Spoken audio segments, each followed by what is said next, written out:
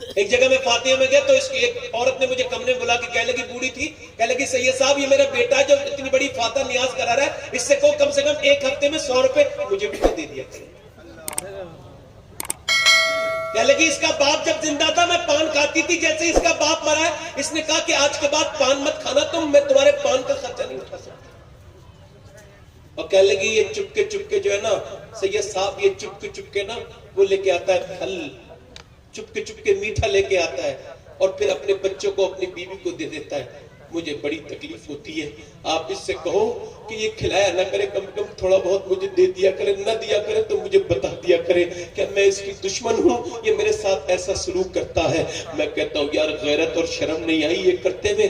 ماں کے ساتھ یہ مسئلہ کرتے ہو کہ ماں دیکھ رہی ہے بیوی کے لیے دنیا بھر کی چیزیں خریدی جا رہی ہیں، میاں بیوی کے لیے کئی جوڑی کپڑے بن رہے ہیں، میں ماں سے عید کے دن بھی نہیں پوچھا جا رہا ہے ماں تیرے لیے ایک جوڑی عید کے دن کپڑے بنا دو، چونکہ وہ کہتی نہیں ہے نا، کبھی ماں کا کوئی پوچھتا ہی نہیں۔ ماں سے چھپ کے کھانے لے جانے والے وہ سن تو امی عائشہ فرماتی میرے دروازے پہ ایک عورت آئی، میں نے دروازہ کھولا، اس نے کہا میں بھوکی ہوں، میرے 2 بچے ہیں، آپ نے دروازہ کھول کے فرمایا، وہ کہنے لگی مجھے کچھ کھانے کو دے دو۔ امی عائشہ فرماتی میرے گھر 3 کھجور تھی، میں نے اسے تینوں دے دی، اس نے ایک بچے کو 1 کھجور کھلائی، دوسرے بچے کو دوسری دی اور تیسری اس نے اپنے منہ میں رکھنے والی تھی اور منہ میں رکھ لی، تو بچے اپنی کھا کے ماں کی طرف دیکھنے لگے اور ماں کو بھوکی نظروں سے جب بچوں نے دیکھا تو ماں نے اپنے منہ سے کھجور نکالی اور اس کے 2 ٹکڑے کیے، ایک کھجور ایک منہ میں دے دی، دوسرے کے منہ میں دے دی۔ امی عائشہ فرماتی یہ دیکھ کر کے میں رونے لگی۔ نبی پاک تشریف لائے، سرکار دو عالم نے فرمایا عائشہ تمہیں کس چیز نے رلایا ہے؟ میں نے عرض کی یا رسول اللہ صلی اللہ علیہ وآلہ وسلم،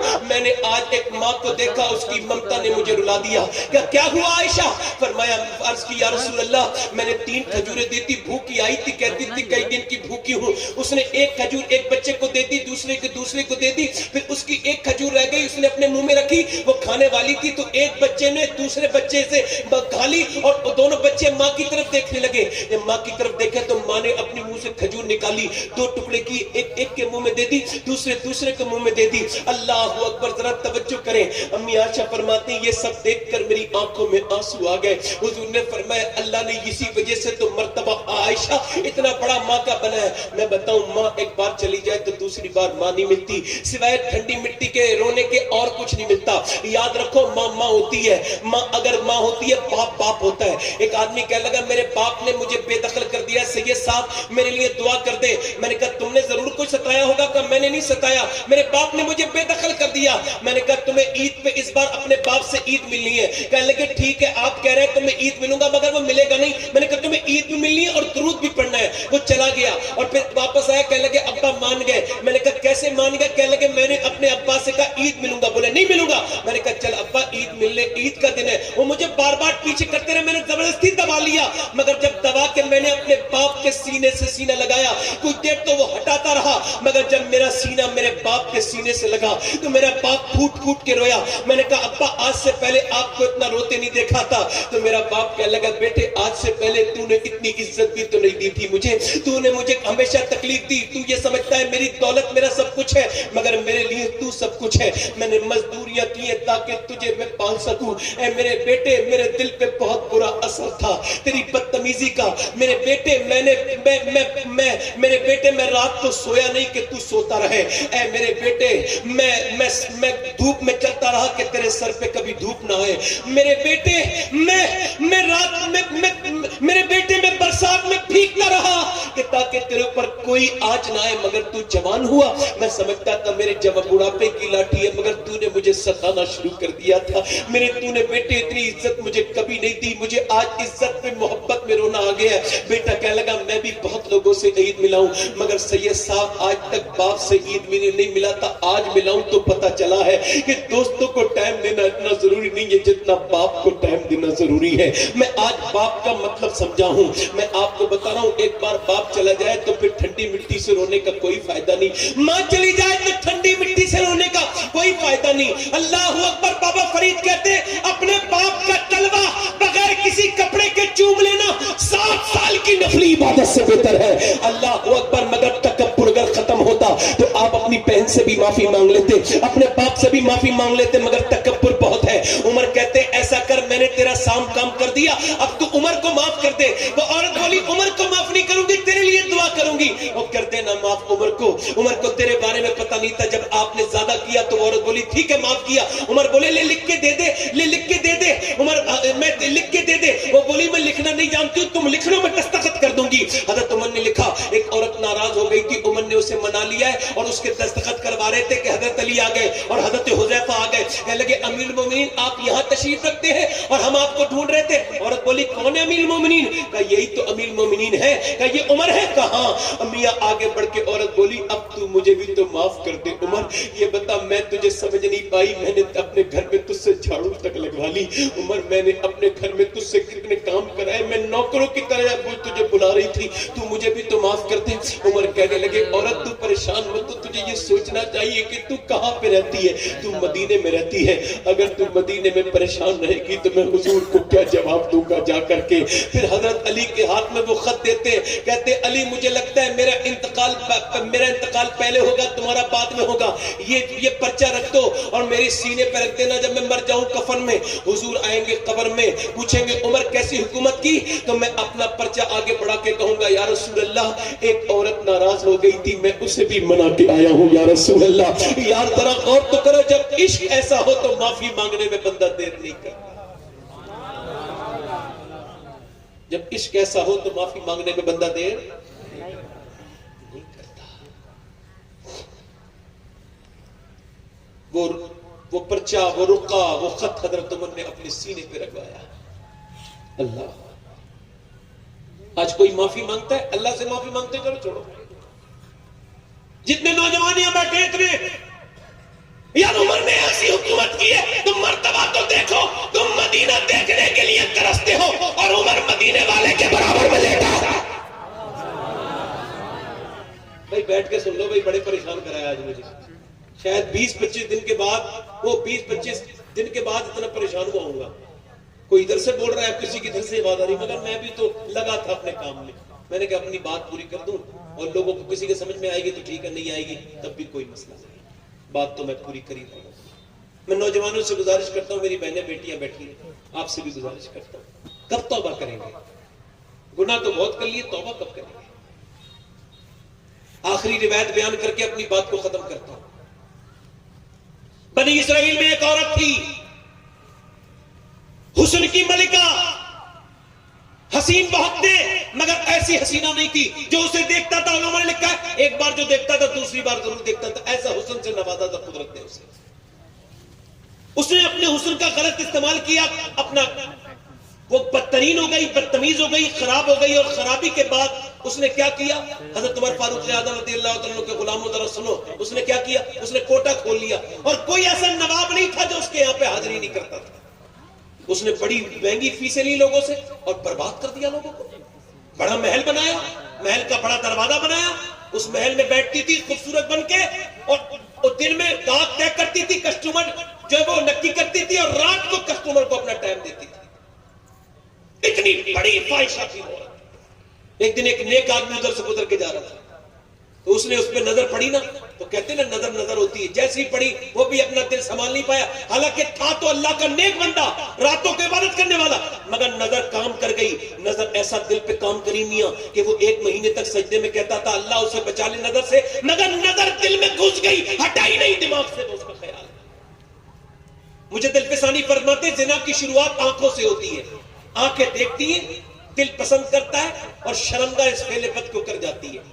اور زنا ایک ایسا عمل ہے, اس کا بدلہ ہے, یہ مکافاتی عمل ہے. جو کرتا ہے اس کی بہن بیٹی سے اس کا بدلہ ہوگا. جو زنا کرتا ہے وہ بدترین کام کرتا ہے.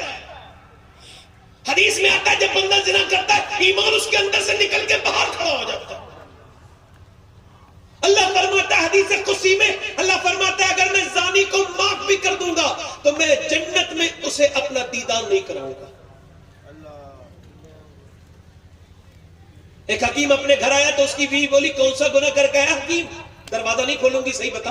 کہنے لگا کوئی گناہ نہیں کر کے, دروازہ نہیں کھولوں گی, صحیح بتا. بولا تجھے کیسے پتا؟ ایک عورت کا ہاتھ پکڑ رہا تھا, مجھے تو اچھا لگا تو تھوڑی دیر ہاتھ پکڑے رہا. پھر مجھے خیال اللہ دیکھ رہا ہے, میں نے ہاتھ چھوڑ دیا. بس یہی پوچھ رہی تھی, تیرے یہاں جو 40 سال سے کام کرتا ہے نا, وہ نوکر اس نے آج میرا ہاتھ پکڑ لیا تھا. میں سمجھ گئی میرے آدمی نے کسی کا ہاتھ پکڑا ہے جو کس نے میرا ہاتھ پکڑ لیا ہے. بدترین کام ہے یہ بدترین زنا کا کام. آج کل راتوں کے وقت میں ذرا غور کرو, توجہ کرو. وہ آدمی اپنا سب کچھ بیچ کے اس کی فیس کے پیسے اکٹھے کر پایا, اس کی اجرت, اور اس کے پاس جا کے بولا یہ تمہارے پیسے ہیں, مجھے بتاؤ کون سی دن آنا ہے جب سے تمہیں دیکھا ہے راتوں کو نیند نہیں آتی. اس نے کہا ٹھیک ہے فلاں دن آ جانا. اسے کیا پتا کون ہے وہ. فلاں دن پہنچا اور میاں کمرے میں وہ دلہن بنی بیٹھی تھی, بہترین خوبصورت بڑا عالی شان کمرہ, اور اس میں عطر لگا ہوا اس عورت کے, بہترین خوبصورت حسینہ اور دلہن بنی بیٹھی تھی, اس کا اسٹائل تھا. یہ اندر گیا اور کیا بہترین موسم ہے, شب وصل ہے. آگے بڑھا, آگے بڑھنے کے بعد اس نے اس عورت سے باتیں کرتے کرتے اس کے ہاتھ پہ ہاتھ رکھنا چاہا. جیسے ہی ہاتھ رکھا نا ویسے ہی ہاتھ کانپنے لگا, اور کانپتے کانپتے جو ہے وہ رونے لگا. عورت نے کہا کیا ہوا؟ کہ میں جا رہا ہوں, میری طبیعت بگڑ رہی ہے. کہ صحیح بتا ورنہ جانے نہیں دوں گی. میں یہاں تو آ کے طبیعت بڑے بڑے اچھے کی ٹھیک ہو جاتی ہے, تیری طبیعت کیسے بگڑ گئی؟ کہ صحیح سننا چاہتا ہے. کہاں؟ کہ صحیح بات اگر سننا چاہتی ہے تو یہ ہے کہ جب میں رات کو سجدہ کرتا ہوں تب بھی اللہ مجھے دیکھتا ہے, اور جب میں یہ بدکاری کر رہا ہوں تب بھی مجھے اللہ دیکھ رہا ہے. تو لہٰذا میں تیرے ہاتھ پہ ہاتھ نہیں رکھ سکتا کیونکہ مجھے میرا رب دیکھ رہا ہے. جب آپ جمعے کے دن نماز پڑھتے ہیں تب بھی اللہ دیکھتا ہے, اور جب آپ گھر کو جمعے کی نماز سے باہر نکل کے بدنگاہی کرتے ہیں تب بھی آپ کو آپ کا اللہ دیکھتا ہے. ان نوجوانوں میں تمہیں بتاؤں, آپ کو بتاؤں, یہ جو آپ موبائلوں میں گندی تصویریں دیکھتے ہو تب بھی اللہ آپ کو دیکھتا ہے. آپ کتنے بھی لوگ لگاؤ گے کہ اللہ سے چھپ سکتے ہیں. وہ آدمی رو کے بولا میں جا رہا ہوں, عورت میں یہاں رک نہیں سکتا چونکہ میں ایسا گناہ نہیں کر سکتا جس سے میرا رب دیکھتا ہوں, میں جا رہا ہوں. عورت یہ وہ تو کہہ کے چلا گیا. عورت بولی مالک دیکھ ایک بار آیا تھا, اس نے ہاتھ تک نہیں لگایا, اور کتنا تجھ سے ڈرتا ہے کہ روتا ہوا گیا ہے, اور میں تو پوری دنیا کی گنہگار ہوں, بدکار ہوں, عیار ہوں. میں نے کتنے گناہ کیے اپنی زندگی میں, میرا کیا ہوگا, کتنی راتیں زندگیاں برباد کی ہیں. وہ عورت روتی رہی روتی رہی. کسی نے کہا موسیٰ کے پاس چلی جا. موسیٰ تقریر کر رہے تھے, کسی آدمی نے کہا موسیٰ فلاں عورت ملنے آئی ہے, کہتی ہے تو وہ آپ سے ملنا چاہتی ہے. موسیٰ نے اس کا نام سنا, لوگوں کے سامنے کہا بھگاؤ سے یہاں سے, بدکاری یہاں کیسے آ گئی. جب وہ بھاگی نا تو بھاگتے بھاگتے دروازہ بند کر کے بولی مالک تیرے نبی نے تو مجھے بھگا دیا, تو بھگائے گا تو کہاں جاؤں گی. زمین بھی خدا کی, سما بھی خدا کا, مکین و مکالا مکا بھی خدا کا. گناہگار بندے کہاں جا سکیں گے خدا کی خدائی سے باہر نکل کے. آدھی رات کے وقت میں اپنے نبی کی محفل میں بیٹھنے والوں سنو, وہ عورت رو کے بولی مالک اگر میرے جیسی بدکار پوری دنیا میں کوئی نہیں ہے تو تیرے جیسا کریم بھی تو کوئی نہیں ہے. اے میرے رب مجھے معاف کر دے, اگر میرے گناہوں کی کوئی حد نہیں ہے تو تیرے کرم کی بھی تو کوئی حد نہیں ہے. میرے رب مجھے معاف کر دے, میں تجھ سے توبہ کرتی ہوں, میں تجھ سے معافی مانگتی ہوں, مجھے معاف کر دے. روتے روتے روتے روتے ہچکیاں لینے لگی. دروازے پہ دستک ہوئی, کہہ لے مالک کوئی آ گیا, مجھے گندا کر دے گا, کوئی آ گیا ہے. میں دروازہ نہیں کھولوں گی. دروازے پھر اور دستک تیز ہوئی, کہہ لگی دیکھ مالک پھر کوئی گندا آ گیا, میں دروازہ نہیں کھولوں گی. مگر دروازے پہ اور دستک ہوئی تو کوسی کے دروازہ کوئی توڑ تو نہ دے. سامنے دروازہ کھولا نا تو سامنے موسیٰ علیہ السلام کھڑے تھے. کہنے لگے آپ کیسے آ گئے؟ کہنے لگے آپ نے تو مجھے بھگا دیا تھا. موسیٰ بولے مجھے کیا پتا تھا, ابھی میں جب میں تھا تو میرے پاس جبرائیل آئے, انہوں نے کہا اللہ نے فرمایا ہے. اللہ فرماتا ہے جبرائیل جاؤ اس عورت سے جا کے کہو وہ جو رات کو اللہ کی بندی رو رہی ہے نا, اس کے آنسوؤں کو اللہ نے قبول کر لیا ہے, اسے بخش دیا ہے, اسے بخش دیا ہے. اللہ اکبر, اللہ کتنا کریم ہے. لوگوں میں نے اپنے ہاتھوں سے لوگوں کو غسل دیا ہے, میں نے نہ جانے کتنے لوگوں کو اپنے ہاتھوں سے غسل دیا ہے. میں نے 5-5 سال کے بچوں کو قبروں میں اتارا. ہم سب مرنے والے ہیں, ہمارے ہر قدم موت کی طرف جا رہے ہیں, توبہ کر لو. وہ عورت رو رہی, روتی رہی روتی رہی روتی رہی روتی رہی. موسیٰ سے کہنے لگی اللہ اتنا کریم ہے کہ میرے سارے گناہ ایک بار میں معاف کر دیے. کہاں اتنا کریم ہے, اتنا ہی کریم ہے وہ رب العالمین. کہنے لگی موسیٰ میں جا رہی ہوں, یہاں نہیں رکوں گی, وہاں اس آدمی سے نکاح کروں گی جو میرے گھر آیا تھا اور مجھے توبہ کی توفیق ملی. اس کے گھر گئی, 2 مہینے میں ملا. اس کے پاس جا کے جب پہنچی نا تو وہ بولا مالک ایک بار دیکھا تھا اس نے برباد کر دیا, یہ تو دوسری بار آ گئی میرے رب. پیچھے گر گئی بے ہوش ہو کے, اور جیسے ہی گری ہے نا ویسے ہی مر گئے. وہ جیسے ہی گرا ہے وہ ویسے ہی مر گیا. اس عورت کی شادی اس کے چھوٹے بھائی کے ساتھ کرا دی گئی. اس کے 7 بچے ہوئے. علماء کہتے ہیں اللہ نے 7 کو اپنا ولی بنا لیا.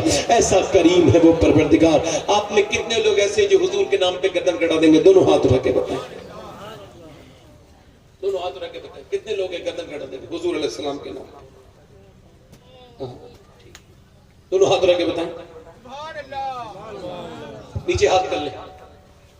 جس پیغمبر نے آپ کے لیے پتھر برداشت کیے اس کے نام پہ جون جون گردن اٹھائے وہ ہاتھ اوپر کر لیں, گردن کٹائے وہ ہاتھ اوپر. جو گردن کٹا سکتا ہے کچھ بھی کر سکتا ہے نا.